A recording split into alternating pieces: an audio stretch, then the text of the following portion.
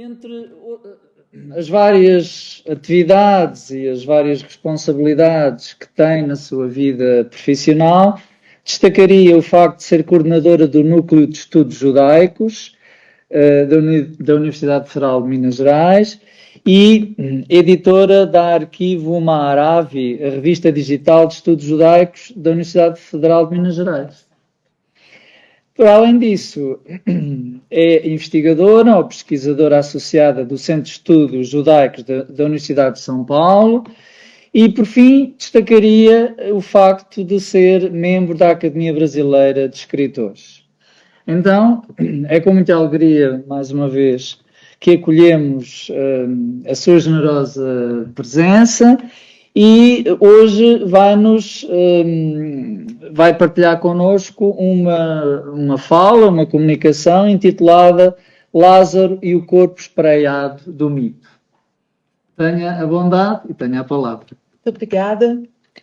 Boa noite a todos. Eu estou aqui numa cidade que também me é muito cara, acho que é minha 8ª vez em Lisboa, e fui nos vários lugares repetidas vezes. Todas as vezes que veio, tem os lugares certos que eu repito sempre, porque também me sinto em casa em Lisboa.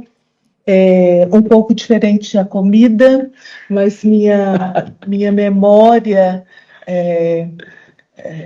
do paladar de Lisboa, eu sinto muita falta no Brasil.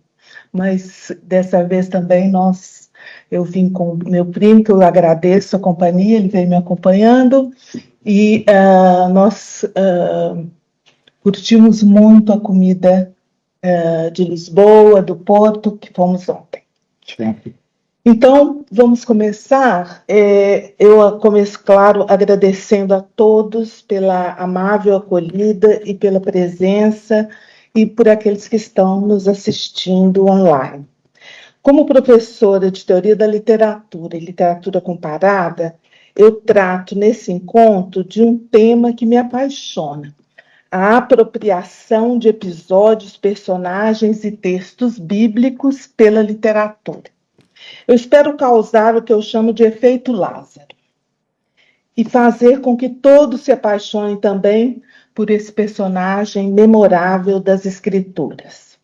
Eu agradeço o honroso convite para estar nessa bela universidade. De coração, sou muito grata às professoras Rosa Maria Siqueira, muito obrigada, Cristiana Lucas Silva e Ana Maria Delgado. E ao professor Samuel Dimas, da Universidade Católica Portuguesa, que me acompanhará aqui nesta fala. Além da cordial paciência de Milene Alves, que atendeu as minhas dúvidas e necessidades tecnológicas para esta conferência. Como professora de literatura comparada, me interessa muito as relações entre o sagrado e o profano. E há algum tempo venho desenvolvendo uma pesquisa sobre, então, a apropriação dos textos bíblicos, dos personagens bíblicos pela literatura. Quer dizer, uma mudança do estatuto, não é, do sagrado para o laico, não necessariamente herético, mas laico. E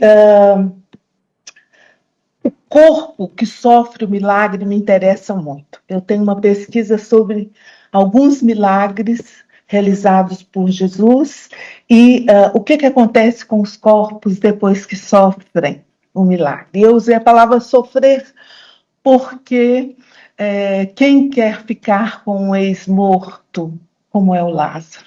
Então vamos tentar nos aproximar desse corpo assustador, por que não dizer, monstruoso, por que não dizer, né? E o título da minha conferência hoje trata, então, de como esse personagem foi espraiado, como que ele se espraia pela literatura. Não é?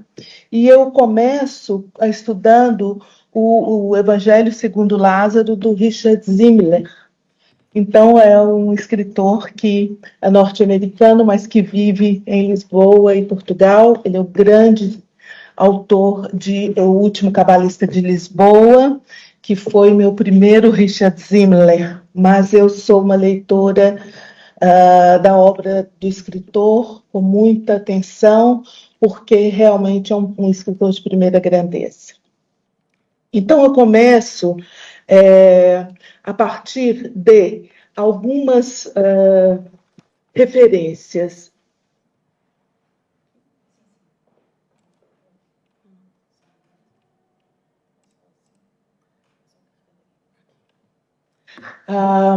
Eu gosto muito de epígrafes. Então, eu pus um excesso aí, mas, por favor, me desculpem. Nenhum orientando meu de mestrado e doutorado, eu deixaria fazer isso. Mas eu me dei essa licença, porque realmente eles iluminam o meu pensamento aqui hoje. O primeiro é do Rousseau, que diz que o Evangelho é, na minha opinião, o mais sublime de todos os livros, mas ainda assim é um livro. E do Jorge Luiz Borges, a realidade pode ser complexa demais para a transmissão oral. A lenda a recria de uma maneira que só acidentalmente é falsa e que lhe permite correr o mundo de boca em boca. Tanto na parábola como na declaração, há um homem velho, um homem doente e um homem morto. O tempo fez dos dois textos um só e, confundindo-os, forjou outra história. Também do Richard Sennett, a palavra artífice evoca imediatamente uma imagem. Olhando pela janela da oficina de um carpinteiro, vemos lá dentro um homem de idade cercado de aprendizes e ferramentas.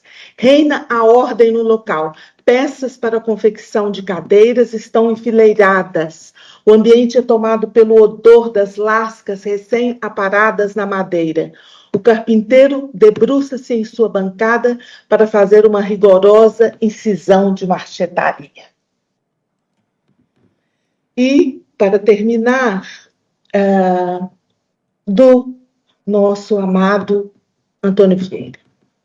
Livro é um mudo que fala, um surdo que responde, um cego que guia, um morto que vive. Sou frágil o suficiente para uma palavra me machucar, como sou forte o suficiente para uma palavra me ressuscitar. Essa última citação do escritor da minha cidade, Belo Horizonte, falecido há pouco tempo, Bartolomeu Campos de Queiroz. Como podem ver, essas 5 citações iluminam o meu texto em relação ao corpo do Lázaro, que eu vou aproximar em algum momento do livro. O Evangelho segundo Lázaro, do Richard Zimmler, inscreve-se em um intrincado ramo da literatura contemporânea que tem a Bíblia como sua principal inspiração, fonte e argumento. No romance de Zimmler, Lázaro, ou Eleazar, em hebraico, é o narrador personagem ressuscitado por Jesus. O relato desse milagre aparece nos evangelhos, no chamado Novo ou Segundo Testamento.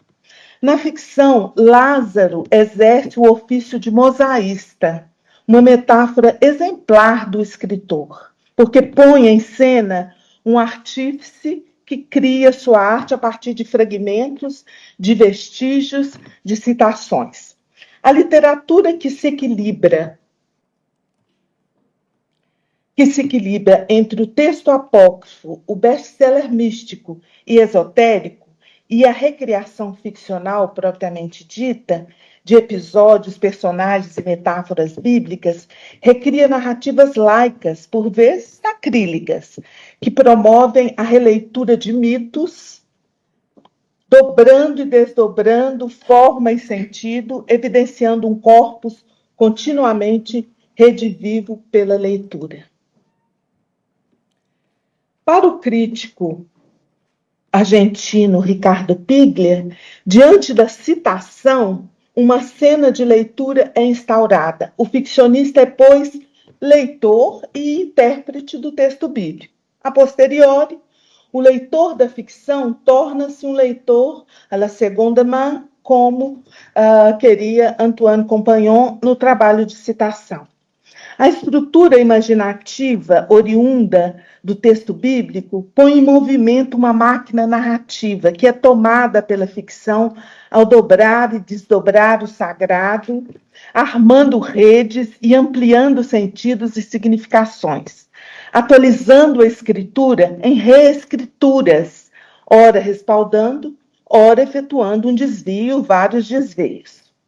Ao contar com o duplo movimento da memória, o de lembrar e o de esquecer tradições, sobretudo as que estão presentes na Bíblia judaico-cristã, o escritor envolve sedutoramente o seu leitor em mitos e lendas, em fé e em uma relação apaixonada com o texto, na qual os limites do sagrado são invariavelmente colocados em xeque.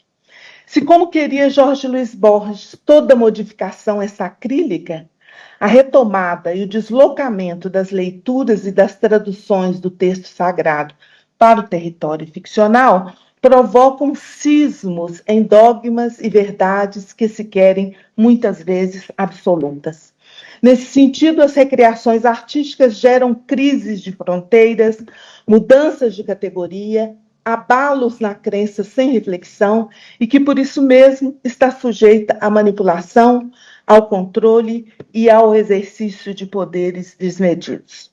O poeta, assumidamente um fingidor, como nos ensina Fernando Pessoa, reconstrói cenários nos quais papéis como os de heróis, de santos, de vilões, de reis, de divindades e de homens e mulheres comuns, com concepções muito distintas de mundo e do que se constitui como sagrado ou profano, encena para o leitor, e às vezes com ele, revisitações artísticas que multidimensionam a estrutura imaginativa híbrida, tanto do texto religioso quanto da ficção.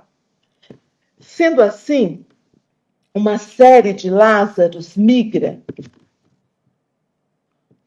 fantasmaticamente da escritura para as reescrituras literárias e artísticas.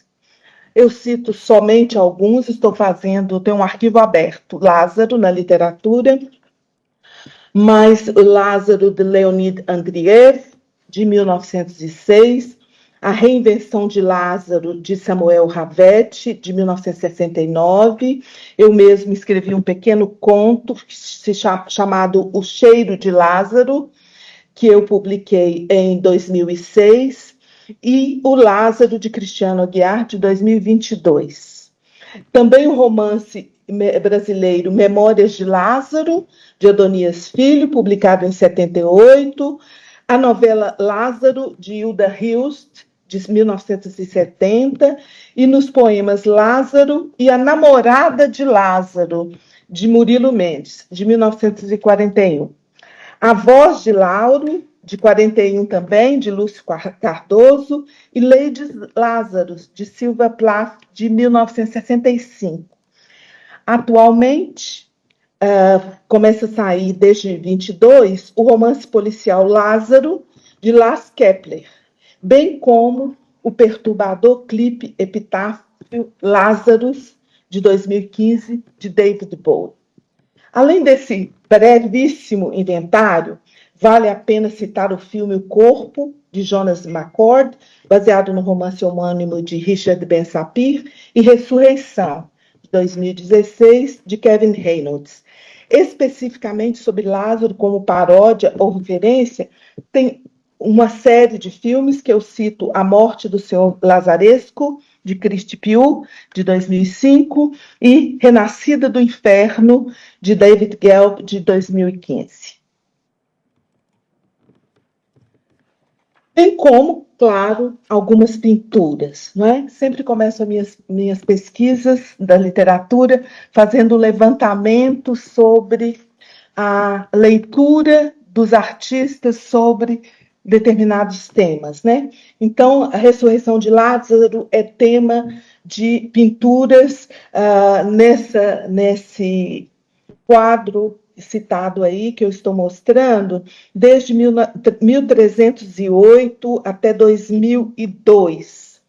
Então, esses Lázaros, claro, acabam contaminando o olhar dos escritores também. Lázaros de papel, tinta ou filme são assim revitalizados pela leitura. Em primeiro lugar, pela leitura dos leitores, em primeiro lugar, pelos artistas, e em segundo lugar, pelos leitores de ficção ou pelos espectadores. Se toda modificação é sacrílega, como queria Borges, ao exibir o tema da morte e da ressurreição como revivificação do texto, a arte repete o milagre com diferença e como metáfora, reescrevendo o mito no campo laico da recriação artística. Na Bíblia, dois Lázaros se espelham e trazem, no contexto religioso, o tema da morte e da ressurreição. Ambos aparecem na Bíblia no chamado Novo Testamento. O primeiro surge numa parábola contada por Jesus aos seus discípulos e tem um mendigo acometido de lepra como protagonista. O segundo Lázaro, recriado no romance de Zimler, era residente em Betânia e irmão de Marta e Maria. Acometido de uma doença da qual o leitor nada sabe pelo relato bíblico, ele morre após 4 dias, já em estado avançado de putrefação, é ressuscitado por Jesus. No romance de Zimler, ele amplia os cerca de 50 versículos do capítulo 11 do Evangelho segundo São João, entretecendo a outros tantos fragmentos da Bíblia e da literatura religiosa judaico-cristã o episódio da ressurreição de Lázaro, um dos mais extraordinários milagres de Jesus. Desde o título, o leitor deve estar atento aos desvios efetuados pelo romancista. Ao desdobrar a perspectiva dos evangelhos canônicos, que tem como foco biografias de Jesus elaboradas por Mateus, Marcos, João e Lucas, ou seja, 3 discípulos e 1 apóstolo, respectivamente, o escritor forja um evangelho apócrifo, que, do ponto de vista de Lázaro, se conforma como uma autobiografia. O romance de Zimler exibe, pois, uma distensão ficcional do episódio narrado na Bíblia, com a economia própria do seu estilo, como nos ensina Auerbach, em A Cicatriz de Ulisses, no célebre livro Mimesis. Na ficção, o episódio é reconstruído a partir de um jogo intertextual com o texto bíblico, revelando uma heterogeneidade constitutiva que é metaforizada pelo mosaico, como um trabalho de bricolagem. Nesse sentido, o Lázaro ficcional apresenta-se como narrador no romance de Zimler, e ele solicita a imaginação do neto, seu narratário imediato, e, por consequente, a do leitor contemporâneo. Ao imaginar a citação que passo a ler é do romance, então, O Evangelho segundo Lázaro, do Richard Zimler. Imagina a ponta do meu cálamo a desenhar estas palavras. Imagina-me a tentar falar-te sobre assuntos que nunca poderão escrever-se com facilidade ou desenvoltura num rolo de papiro. Imagina-te de pé no ponto final de cada frase. Estou decidido a não deixar nada por dizer, porque mereces que te dê uma explicação cabal sobre o motivo por que fui tão indelicado contigo no outro dia. Imagina a ponta do meu cálamo a desenhar essas palavras. Esse destaque metalinguístico dado a um ex-morto cujo corpo sofreu o milagre da ressurreição oferece ao olhar, por meio da imagem do cálamo e das palavras, um encantamento sensorial, porque ele é um renomado mosaísta que, já idoso, conta o acontecimento maravilhoso que viveu. Se os evangelhos canônicos visam dar visibilidade a Jesus, no romance, essa escrita biográfica cede lugar à narrativa autobiográfica de Lázaro. Este, com seus dramas íntimos e pessoais, sobressai-se a Jesus e, em primeiro plano, exibe sua singularidade, deixando na sombra, quase como um coadjuvante, o Filho de Deus. Assim, do enunciado para a enunciação, O leitor poderá acompanhar a narrativa do milagre e perceber que o ofício do ex-morto é também o do romancista ali inscrito e metaforizado. O leitor está, portanto, diante de um romance bíblico, ou seja, de uma ficção que reescreve um episódio da Bíblia, lançando luz sobre um personagem que, sem voz, aguardava há pelo menos 2000 anos para se revelar como uma possível metáfora do escritor contemporâneo. Há muitos textos que se referem à Bíblia que a citam para referendar ou refutar. O romance bíblico de Zimmler apresenta-se não como sua contestação, mas como um suplemento, que ele se entretece pela imaginação a fim de apresentar o escritor e o seu ofício ao leitor. Como afirma Jacques Derrida, o suplemento é aquilo que parece acrescentar-se como um pleno a um pleno. É também aquilo que supre.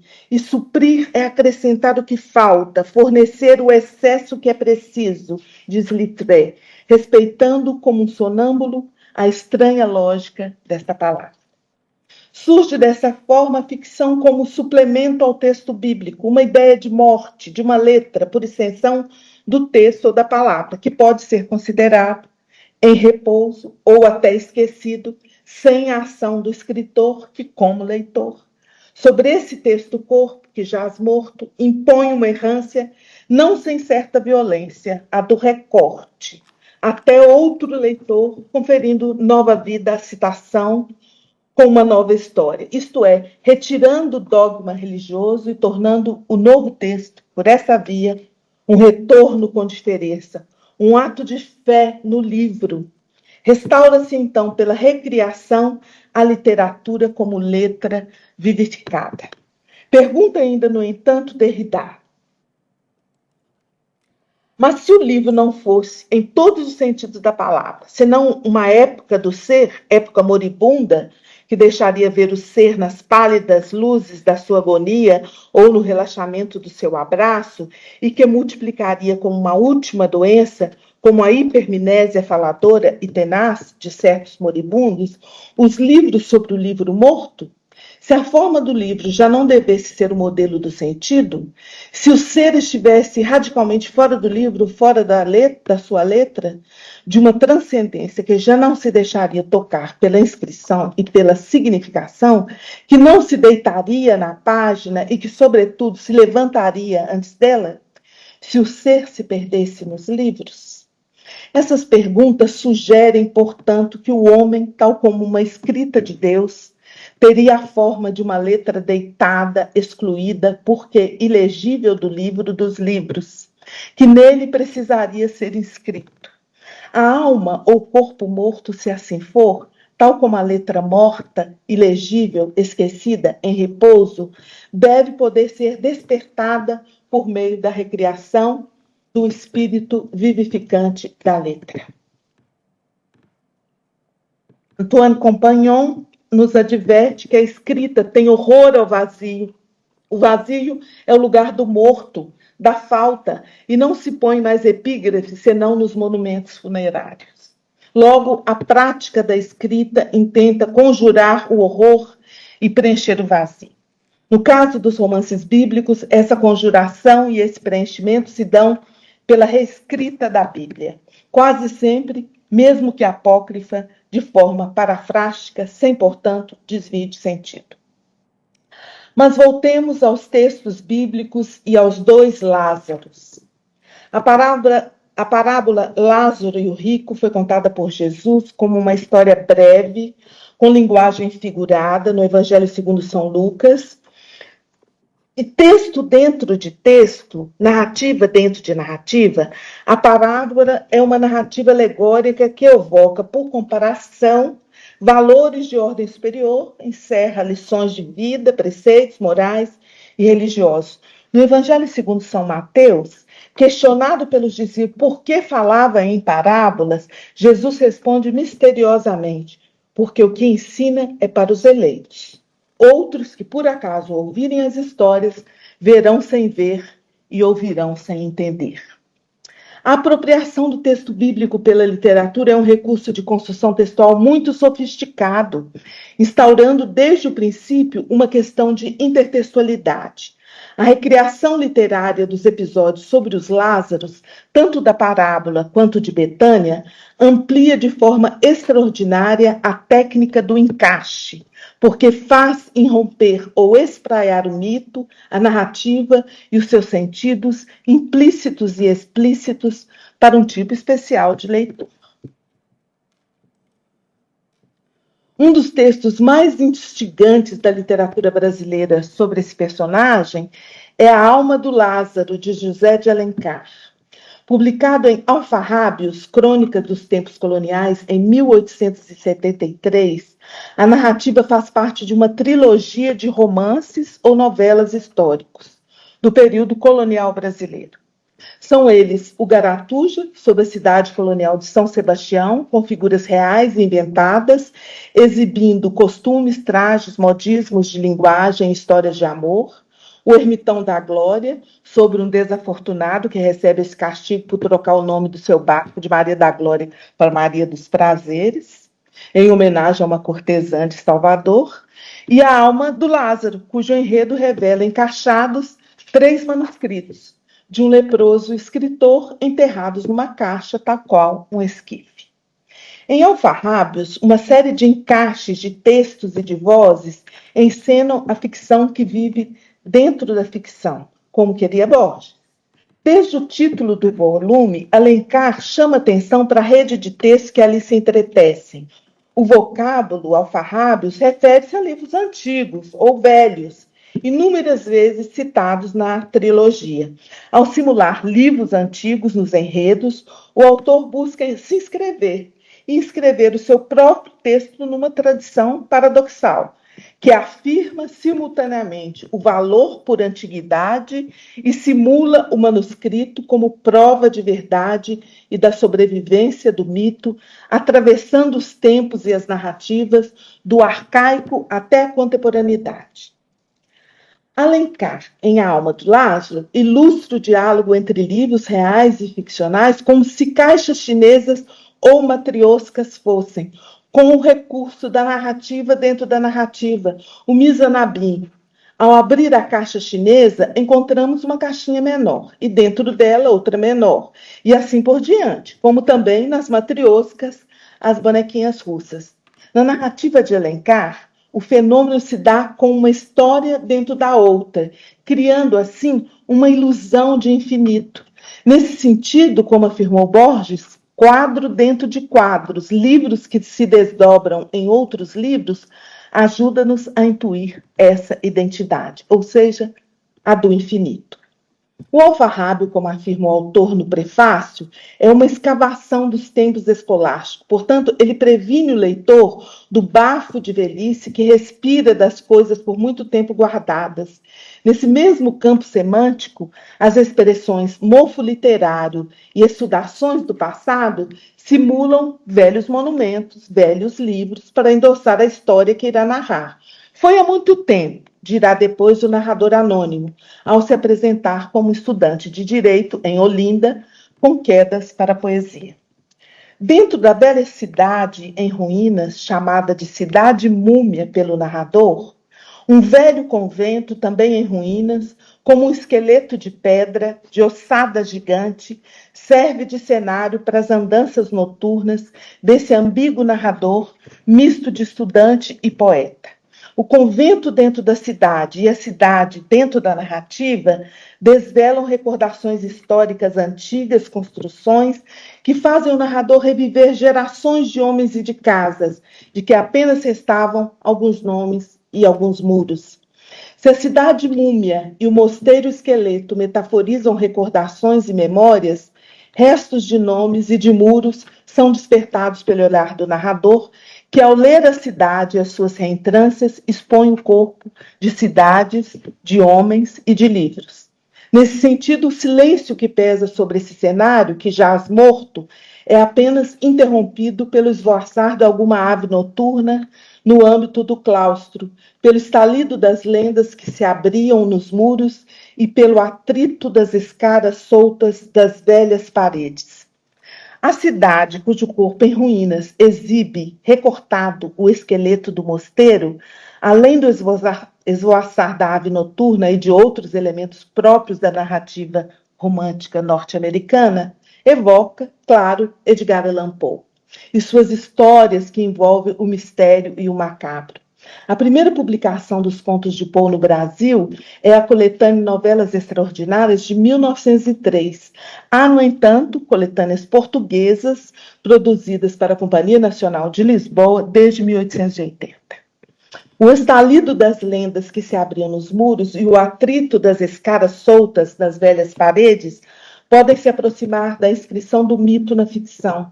Essa narrativa sobrevive na forma de vestígios que atravessam o tempo, como esses estalos que irrompem na tradição um muro em ruínas, mudo, impassível, como paredes descarnadas que procuram uma memória, um nome, uma inscrição, uma frase, que revele mistério, lenda ou mito, que a imaginação possa completar.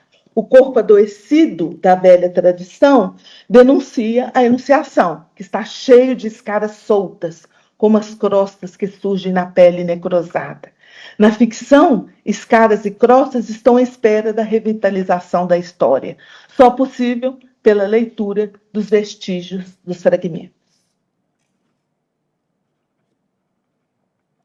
Sentado dentro do convento decadente, o narrador encontra Antônio, um velho pescador que é de início confundido com o fantasma. É ele quem narra a história de Francisco, um escritor leproso ou um leproso escritor que ele conheceu na infância. Um pobre moço doente que veio morar numa casa velha porque todos fugiam dele com medo da doença. Que doença? Pergunta o narrador. O moço era como que foi ressuscitado pelo Cristo, responde o pescador. Na narrativa de Alencar, como podem perceber, as histórias e os Lázaros são embaralhados. O escritor é assim tanto o Lázaro sobre a qual não se sabe a doença, ressuscitado por Jesus, quanto o Lázaro da parábola, cuja doença, a lepra, é explicitamente revelada. Antônio, agora um velho, narra suas lembranças de menino para o narrador, destinatário anônimo de sua história de pescador. De acordo com o enredo, o escritor leproso escreve num livro que guarda dentro de uma caixinha de folha. Um primeiro encaixe, então, é armado. O narrador, em primeira pessoa, cede sua voz ao pescador, que relata o seu encontro com o leproso. Por que passa todo o santo dia a escrever? Pergunta Francisco. Estes livros são a minha alma. O que tu vês em mim, Tonico, são os ossos que a lepra vai roendo. Responde, no passado, o escritor enfermo. A referência à caixa onde o escritor guarda seus manuscritos arma o segundo encaixe narrativo. A caixinha feita de uma folha de metal é metonimicamente um caixão, encerrando não o corpo, mas os manuscritos, ou seja, a alma do escritor. Após a morte dele, Antônio a enterra tal qual um esquife, numa cova, como se fosse numa sepultura, e só volta a desenterrá-la exumando o seu conteúdo, como quando o narrador atual argumenta. Se a alma desse moço está nos livros, para que ela volte ao céu, é preciso que entrem outras almas vivas. Aquilo que escreveu deve ser lido. Assim, a caixa de folha oxidada, com 3 volumes cobertos de pergaminhos, além de uma mecha de cabelos grisalhos, uma flor seca que se desfaz em pó e uma bolsa com algumas moedas de cobre desenterrada. A lista exibe, como podem observar, romanticamente, restos e vestígios, relíquias que se desmancham. O narrador retoma a palavra e faz a leitura de alguns trechos dos livros de Francisco para Antônio. Com o título singelo de Histórias que me contou minha mãe, 2 volumes escritos com letra grossa e trêmula contêm episódios da Guerra Holandesa, que devastou Olinda, e Crônica dos Tempos Coloniais, lembrando o subtítulo do livro do Alencar, no qual a novela está publicada. Esse espelhamento dobra e desdobra livros e narrativas, fazendo convergir e divergir texto, contexto, ficção e história. São esses livros que o narrador, anos depois, resolve publicar. Ele havia lido o Diário do Lázaro no passado, convencendo que necessitava de retoques. Além disso, estavam todos em estado precário, sendo preciso copiá-los. Em muitos lugares, ele acrescenta letras onde a umidade havia as apagado, e só pelo sentido ele pudera adivinhar o sentido. Realizando esse trabalho, considerou-se um profanador, rasgando o que havia escrito. Como se percebe, a profanação do corpus desenterrado e exumado faz do narrador um leitor, um copista e um revisor de um texto precário. Mais maduro, após voltar aos estudos, reler os próprios esboços de textos mal alinhavados e versos truncados, ele revê relíquias das primeiras inspirações. Papéis velhos acrescidos da sua versão manuscrita e revisada dos textos do Lázaro, escritor. O narrador acrescenta: senti como um remorso de haver por tanto tempo conservado no esquecimento a alma desse ignoto poeta do século passado. Este livro é, pois, um voto. A alma do Lázaro é, pois, a sua escrita, sepultada por anos pelo velho pescador e depois retocada, mas esquecida entre alfarrábios pelo narrador, agora um advogado. A segunda parte da novela se inicia com o título O Diário, um terceiro encaixe, então, é armado. Nele, o leitor pode acompanhar o sofrimento do escritor,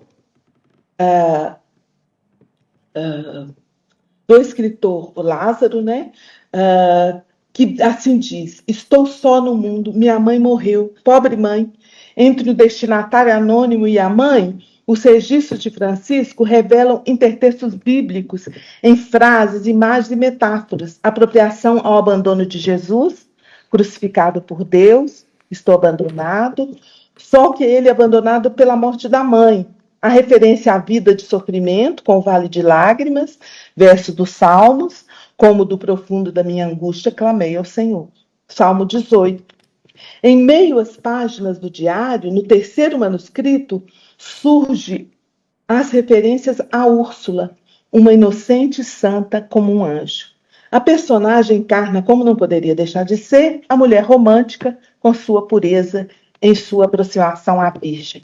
No diário, sua oração irrompe no texto do poeta leproso como um hino. Ave Maria, estrela, formosa estrela do mar, cheia de graça, tu brilhas, a quem te sabe adorar. Um quarto encaixe, portanto, é armado com a oração da menina, da Ave Maria, para o retorno em segurança do pai pescador. Após ouvi-la cantar todas as noites, o poeta enfermo, nas sombras, escondido, cai de amores. Ela, em vez de afastar-se, desfolha botões de rosas, cujas pétalas perfumadas caem sobre o rosto embuçado do pobre poeta. Após noites de adoração, o casal enfeitiçado de amor é pego em flagrante pelo avô de Úrsula, e, para melhor ver o vulto suspeito, acende uma fogueira. Esta, com suas chamas, ilumina o rosto pestiferado do pobre diabo.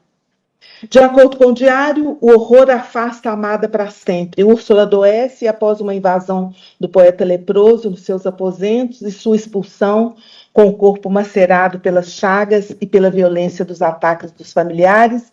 Ele perde o sentido e só desperta no enterro da jovem. A urna funerária está rodeada de tochas e é guardada por beatas. O poeta volta à meia-noite e, cingindo ao peito o corpo de Úrsula, foge com a plebe a rugir em seu encalço. Deitam fogo à casa para exterminá-lo, mas as chamas somente atingem o corpo de Úrsula, que se transforma em cinzas. Arrastando-se pela casa incendiada, o poeta Lázaro é expulso de Recife, indo refugiar-se em Olinda, na casa abandonada, onde escreve os manuscritos e o diário encontrados dentro da caixa enterrada. Nos vários níveis, como se pode observar, os encaixes na narrativa moldura provocam um efeito de infinito, na medida em que sugere nos manuscritos dentro da caixa, que surge dentro da narrativa, a construção do texto como a boneca russa e a caixa chinesa. Nesse sentido, o corpo dúbio do escritor Lázaro é atravessado pelas chagas da lepra, a doença com a qual é marcado e separado, e pela ressurreição pela leitura, pela cópia e pela reescrita a partir da exumação dos seus manuscritos, duplicados, reduplicados em abismo. E o Lázaro de Betânia? Narra-se a história de outro Lázaro no Evangelho segundo São João, capítulo 11. Segundo o relato, ele vivia com suas duas irmãs, Marta e Maria, em Betânia, cerca de 3 quilômetros de Jerusalém. Lázaro adoece, mas não há registro, como eu já disse, sobre qual seria a enfermidade que sobre ele se abate. As irmãs mandam chamar Jesus, mas este não atende o pedido imediatamente. Quando ele finalmente chega, Marta confirma o falecimento do irmão. Há 4 dias, Jesus, profundamente comovido, vai até o sepulcro. Era, conforme o texto, uma gruta com uma pedra colocada à entrada. Tirem a pedra, ordena ele. Marta, irmã do morto, argumenta: Senhor, ele já cheira mal, pois já faz 4 dias. Mas eles tiram a pedra e Jesus chama em voz alta: Lázaro, venha para fora. Com as mãos e os pés envolvidos em faixas de linho e o rosto envolto num pano, o morto aparece diante de todos. Disse-lhes ainda Jesus: tirem as faixas dele e deixem-no ir. A doença de Lázaro é silenciada no texto e a sua morte faz calar também as suas palavras. O corpo silencioso e sem vida é assim depositado numa gruta, utilizada como sepulcro e lacrado com uma pedra. Além desse lacre fatal, o corpo é envolto em faixas de linho, uma planta nativa da Turquia e do Irã. O linho foi utilizado antes do algodão e de outras fibras. Do linho ao livro é possível traçar uma linha metonímica. Em português, a palavra livro tem origem no latim liber, que designa a entrecasca das árvores ou o tecido condutor da seiva elaborada ou orgânica nos vegetais vasculares. A membrana vegetal que era utilizada para escrever. Segundo ensinou Isidoro, a serviço de Sebile, doutor na igreja, a humanidade primeiramente escreveu em folhas e cascas de árvores, advindo desse costume vocábulos como folha e livro. No sentido mais geral, liber designava escrito, obra literária, tratado. Com o tempo, a palavra passa a designar também a obra por metonímia. Se a palavra liber significa ainda livrar, liberar, pode-se depreender que o papiro, um suporte de escrita feito de uma parte da planta, era liberado do restante da planta. Daí a origem de liber, libre. O livro, nesse sentido metafórico, desamarra e liberta, como o corpo de Lázaro. Sua vida depende, pois, de desatar-se do linho. Borges lembra que, para Platão, os livros são como efígies, logo podem ser vistos como esculturas ou quadros que alguém pensa estarem vivas, mas que, ao serem indagadas sobre alguma coisa, nada respondem. Assim, para corrigir essa mudez dos livros mortos, enterrados e esquecidos em vagas estantes empoeiradas, empreende a sua exumação. Realiza-se a leitura, instaurando assim o diálogo entre o leitor-autor e, posteriormente, com o seu leitor. Para Borges, uma biblioteca é uma espécie de gabinete mágico. Nele se encontram encantados os melhores espíritos da humanidade, mas que esperam nossa palavra para sair de sua mudez. Temos que abrir o livro, aí eles despertam. O Lázaro de Alencar, o escritor leproso isolado na cidade de Olinda, aproxima-se por ofício ao escritor que, impregnado pelo passado, tem seu trabalho revivido pelo leitor. Abrir o livro é, pois, abrir o corpus em ruínas e exumar esse Lázaro de papel. Se a letra é morta e pode matar, a voz e a ambiguidade dos sentidos, a leitura, como o vento, vivifica, anima e põe em circulação a vida e o espírito do texto. O livro é assim lido para eternizar a memória. O que são as palavras deitadas em um livro? O que são esses símbolos mortos? Nada, absolutamente. O que é um livro se não o abrirmos? É simplesmente um cubo de papel e couro com folhas, mas se o lemos, algo inusitado acontece. Creio que ele muda a cada vez.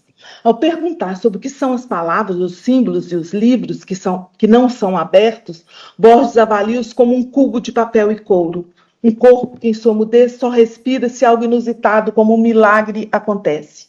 A leitura que a cada vez que se faz, muda o livro, muda o símbolo, muda a palavra, muda o leitor.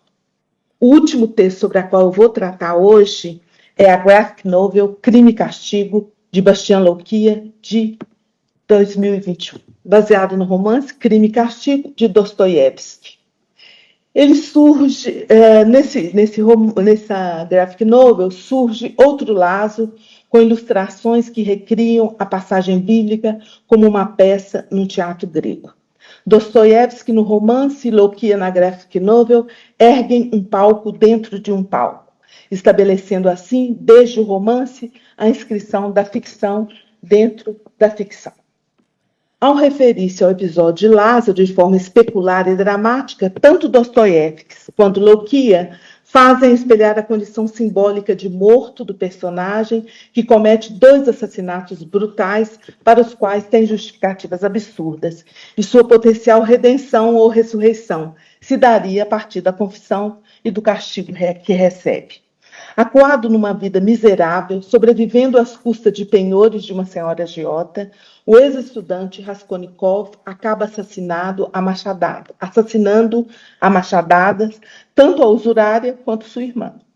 Conforme o personagem, para uma humanidade que conta com vários benfeitores que derramaram rios de sangue, se os ordinários são os mestres do presente, os extraordinários dominam o futuro.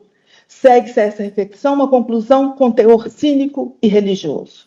Os 2 tipos de indivíduos, os ordinários e os extraordinários, viveriam numa guerra eterna até a Nova Jerusalém.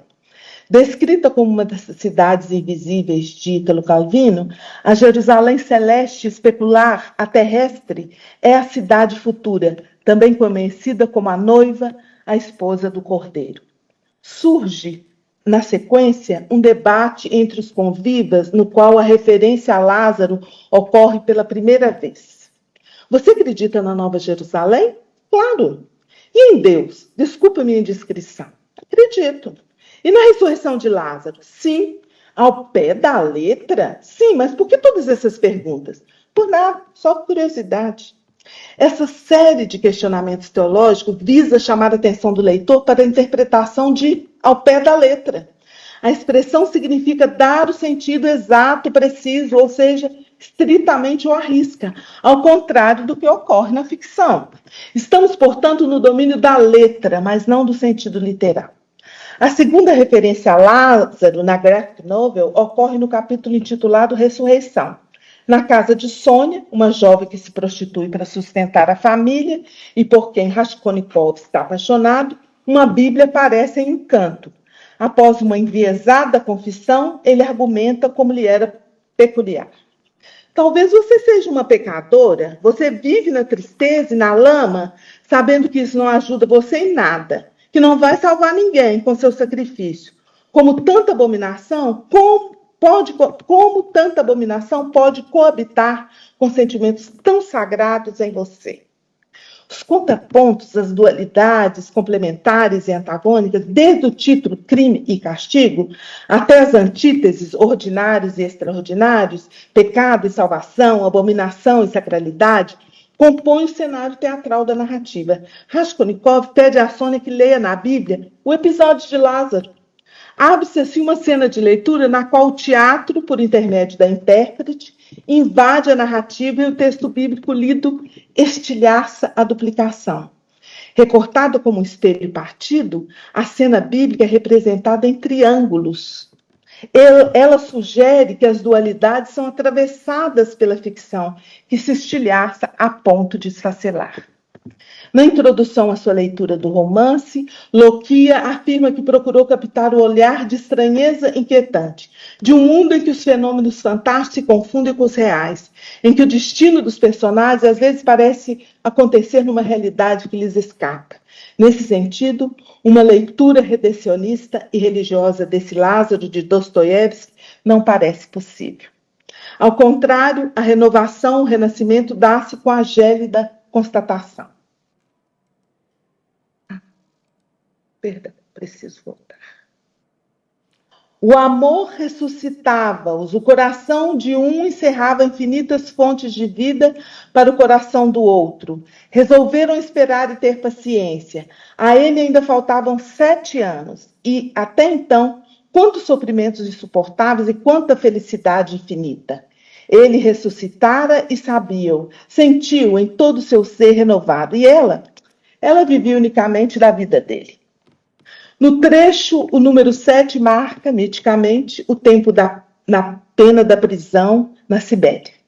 A referência à fortaleza russa não é despropositada. O antigo presídio de segurança máxima de opressivas celas solitárias foi onde cumpriram pena Dostoiévski, o czar Nicolau II e milhares de vítimas do regime de Stalin.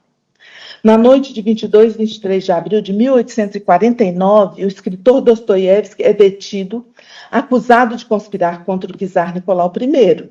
Segundo seus algozes, o seu principal crime foi a de ter lido em público trechos de uma carta de Belink a Nikolai Gogol, no qual o escritor é criticado por suas visões conservadoras. Processado, Dostoiévski passa 8 meses na fortaleza, onde trabalha escrevendo notas para diferentes obras. No dia 16 de novembro, ele é condenado à morte por fuzilamento. Após vários recursos, Nicolau I perdoa muitos dos sentenciados à morte, incluindo Dostoiévski, cuja pena capital é substituída primeiro por 8 anos de trabalhos forçados e depois reduzida para 4 anos, seguida de serviço militar obrigatório por tempo indeterminado. Mesmo assim, em 22 de dezembro, alguns prisioneiros foram levados ao lugar da execução, a Praça Semenovsky, amarrados a postes, onde suas sentenças de morte foram lidas publicamente. Antes do comando para o fuzilamento, no entanto, chega a ordem do czar para apenas ser comutada para prisão por trabalhos forçados. Dostoiévski recebe os grilhões e parte para a Sibéria.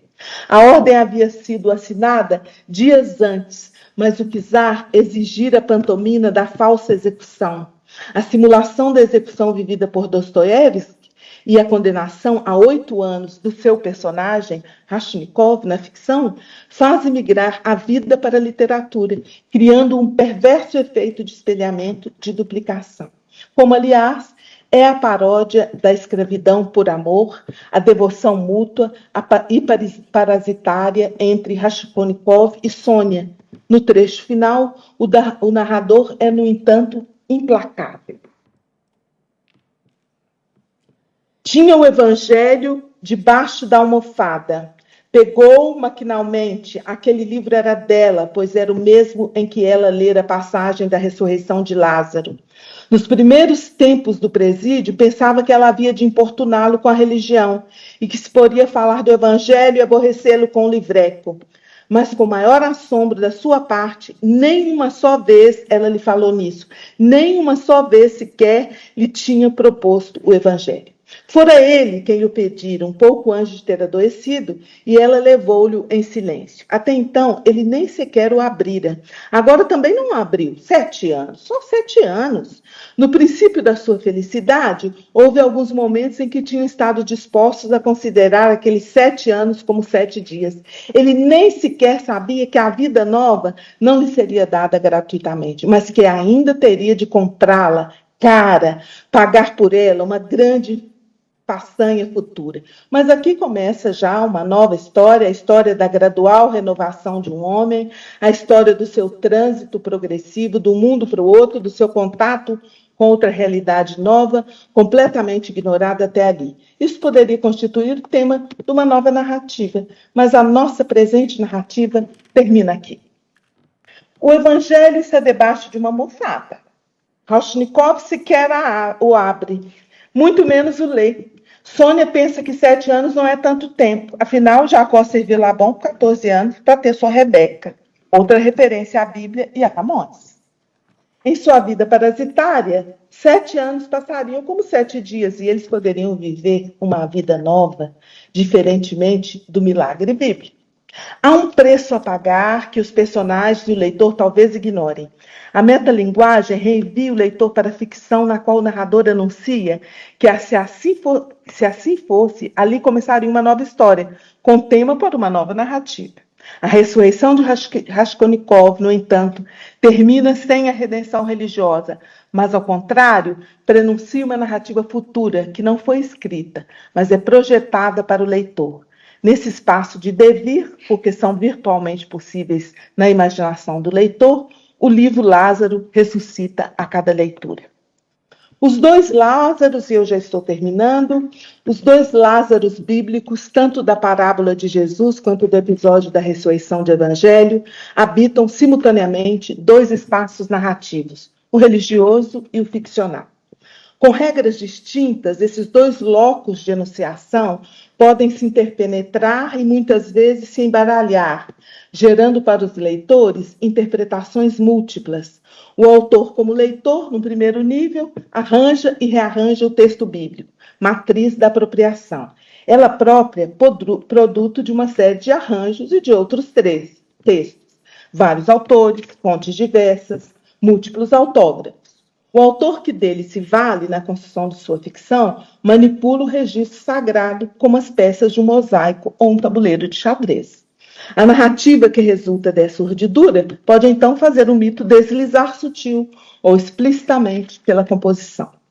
O Lázaro da parábola aparece em várias recriações literárias do episódio bíblico. Sua inscrição no romance O Evangelho segundo Lázaro, de Richard Zimmerle, põe em evidência o caráter compósito da narrativa por meio do ofício, do mosaísta, do protagonista. E, além disso, põe em primeiro plano, como eu já disse, uma autobiografia que, no texto bíblico, está invisível nos bastidores das biografias de Jesus.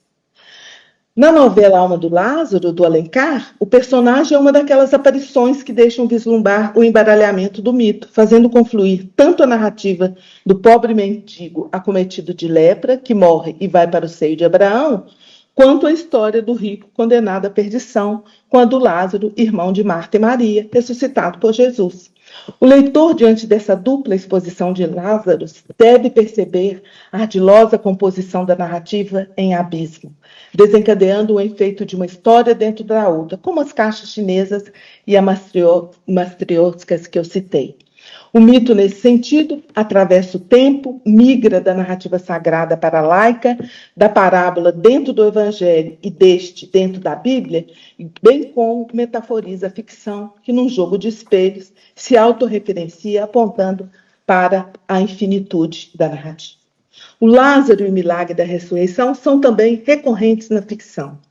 A aparição desse Lázaro no romance Crime e Castigo, de Dostoiévski, põe em cena a citação como teatro e a página do livro se abre com requinte para a performance do texto bíblico. Esse espelhamento aparece na graphic novel de Loquia, estilhaçando a representação e sugerindo que o mito da história sagrada é esfacelado e multiplicado na ficção. O episódio do milagre dentro do Evangelho, este dentro da Bíblia e ambos dentro do romance, migra depois para o romance gráfico. Os Lázaros literários são protótipos da ficção que vive dentro da ficção, revelando os vestígios dos mitos que ali se inscrevem em dupla exposição, promovendo imagens dúbias, relativas e múltiplas, como singulares da ficção.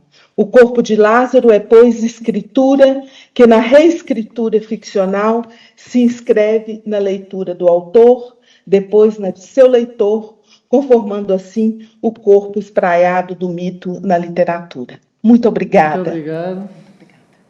Foi muito interessante, muito rico, muito sugestivo. E eu gostaria de sublinhar algumas dessas sugestões, algumas dessas palavras que tanto nos envolveram, e a partir daí depois abrir a quem eventualmente quiser também tomar a palavra. Eu começo por sublinhar esta esta pergunta que me deixou profundamente comovido hoje. Quem quer ficar com o corpo de um ex-morto? Eu não. Eu não quero ficar com o corpo que reviveu, o corpo que voltou a esta vida e cheirava mal.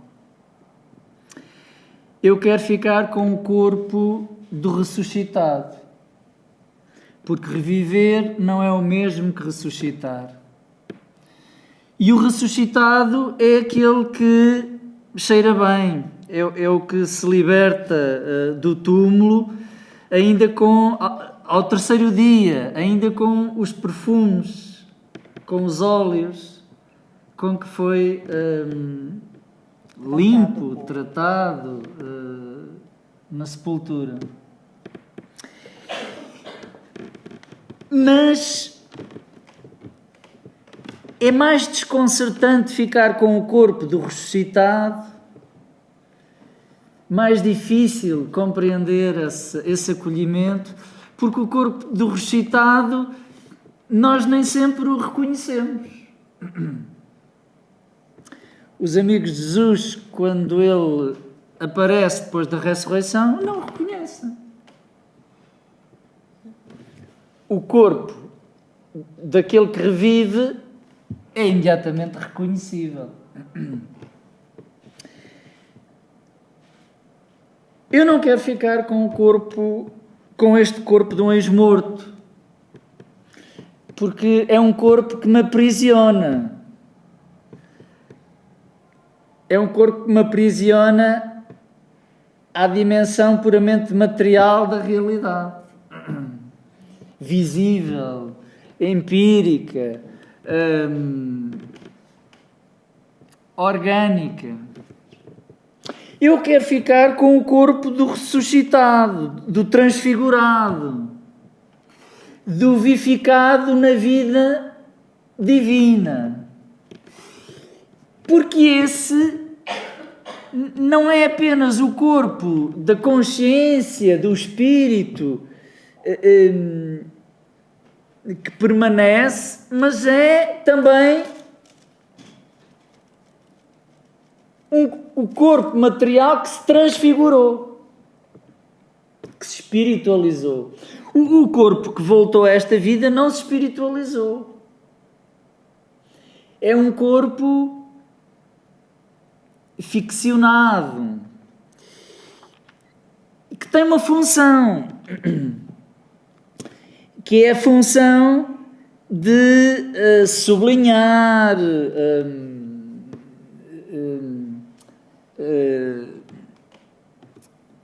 tonificar, enfatizar o poder de Deus, que até tem a capacidade de fazer voltar à vida uma realidade em putrefação. E esse impacto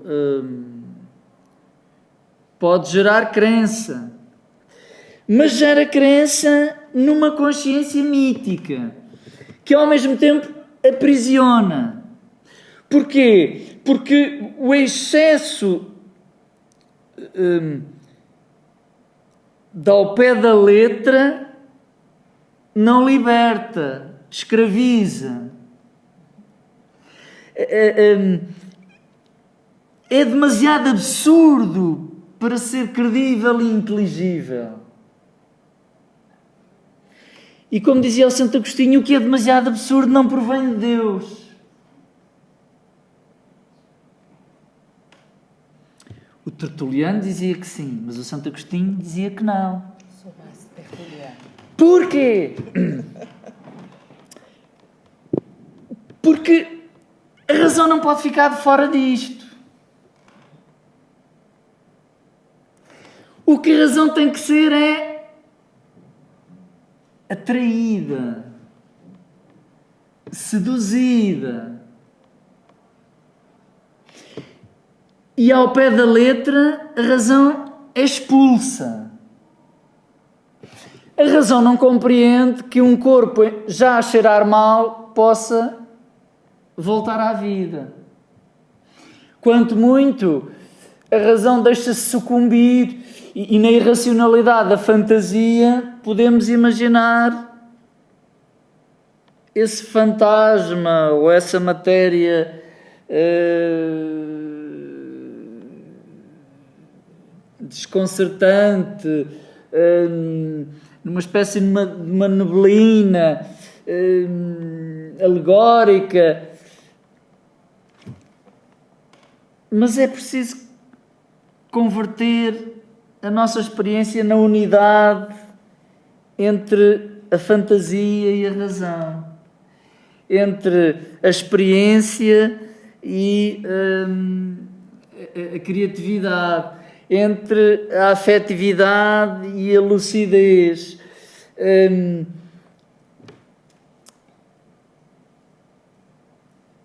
Este poder de Deus é um poder que não, Jesus Cristo dizia muitas vezes, não entendem, o meu reino não é deste mundo, o meu reino não é da revivificação do corpo para esta vida, o meu reino é da ressurreição da carne, é da ressurreição, e a ressurreição é para uma vida em Deus. E a vida em Deus, que começa agora, numa escatologia que é prefigurada agora, essa vida em Deus planifica-se no paraíso futuro, celestial, da glória, da plena espiritualidade, cuja densidade significará a combustão da própria matéria, a combustão da pedra, desta terra humana, desta argila de Lázaro.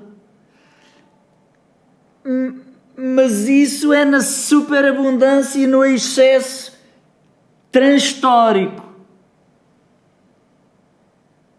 Não desta vida, não do reviver.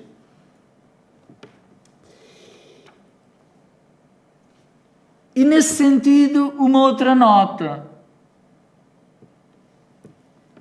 Eu fui escrevendo algumas das suas expressões que partilhou connosco. E se o ser se perdesse nos livros?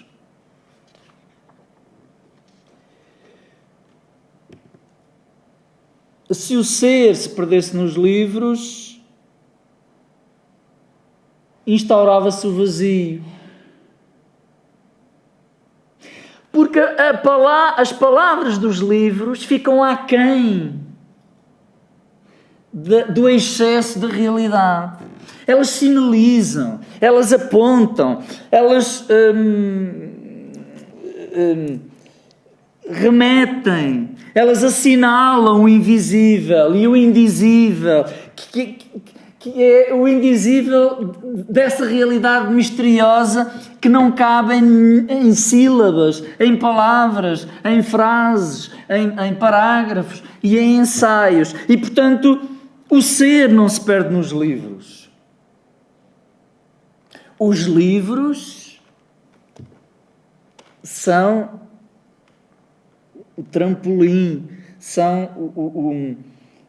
o degrau que nos eleva para esse excesso da realidade que está para além de todas as categorias, todas as formulações, todas as interpretações.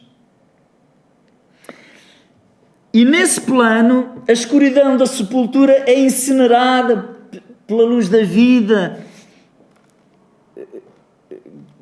que funda essa carne na terra, que molda essa nova argila humana, nessa nova argila divina, que transborda todas as limitações e solidões. O ser não se perde nos livros. Porquê? Porque as palavras apenas desenham, apenas indicam a abundância da vida, a abundância do amor. E essa abundância, a tinta da caneta não pode delimitar, não consegue delimitar. E termino este diálogo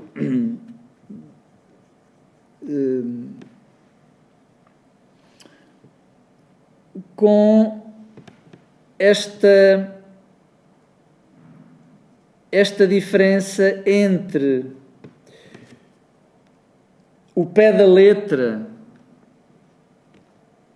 que pode aprisionar pelo seu absurdo, e o sentido literário que liberta pela criação de novos sentidos.